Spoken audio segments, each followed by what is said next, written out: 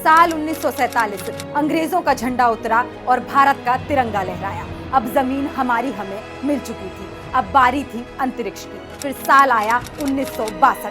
पंडित नेहरू के पास विजन था, दूरदर्शिता थी। उन्होंने भविष्य में अंतरिक्ष की संभावनाओं को देखते हुए इनकोस्पार की स्थापना की और अंतरिक्ष में तिरंगा फहराने की जिम्मेदारी सौंपी गई विक्रम साराभाई को। इनकोस्पार की छत तले भारत का अंतरिक्ष कार्यक्रम अपनी मंजिल की तरफ बढ़ने लगा। भारत ने पहला रॉकेट लॉन्च किया।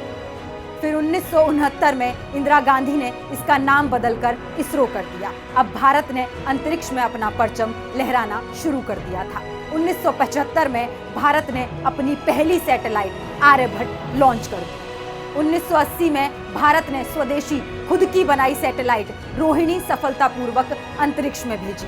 दुनिया के मुल्क हैरान थे कि मुश्किल से 30 साल पहले आजाद होने वाले भारत ने इतनी ऊंची छलांग कैसे लगा दी। दरअसल तब प्रधानमंत्रियों ने न जुमले फेंके न प्रोपेगेंडा किया, बल्कि देश की तरक्की की जरूरत को समझा और काबिल लोगों को उनका काम करने के पूरे अवसर दिए। एक तरफ भारत धरती का भूगोल बदल रहा था, तो दूसरी तरफ तेज और सधे कदमों से अंतरिक्ष की तरफ बढ़ रहा था। और 1984 में वो दिन आ ही गया जब किसी भारतीय के कदम अंतरिक्ष में पड़े और वहां से आवाज आई, सारे जहां से अच्छा हिंदुस्तान हमारा। भारत लगातार इतिहास रच रहा था। ऊपर से भारत कैसा दिखता है आपको?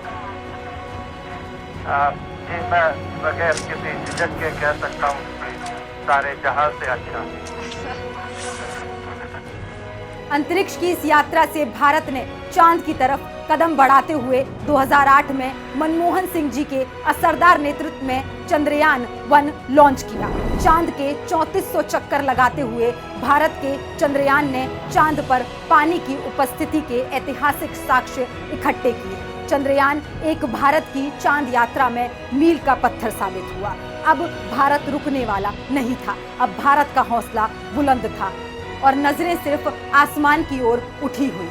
इन्हीं उठी नजरों से भारत एशिया का पहला देश बना जो मंगल पर पहुंचा। 2010 में मंगल पर जाने की यात्रा पर अध्ययन शुरू हुआ। अगस्त 2012 में मनमोहन सिंह जी ने अप्रूव किया और नवंबर 2013 में मार्स ऑर्बिट मिशन ने मंगल की तरफ अपनी यात्रा शुरू कर दी। अब एक बार फिर चंद्रयान 3 से भारत ने चांद पर तिरंगा लहरा दिया है, मगर अंतरिक्ष की ये यात्रा इतनी आसान नहीं रही है। 1975 में आर्यभट्ट से शुरू हुई इस यात्रा ने रोहिणी से लेकर राकेश शर्मा और चंद्रयान से लेकर मंगलयान तक कई सीढ़ियां नापी हैं। तब जाकर चांद का रास्ता निकल कर आया है। आज भारत गर्व से कह सकता है अब चांद दूर नहीं है। इसका पूरा श्रेय जाता है देश के पहले प्रधानमंत्री पंडित नेहरू को, जिनके विजन ने हमें चांद तक पहुंचाया।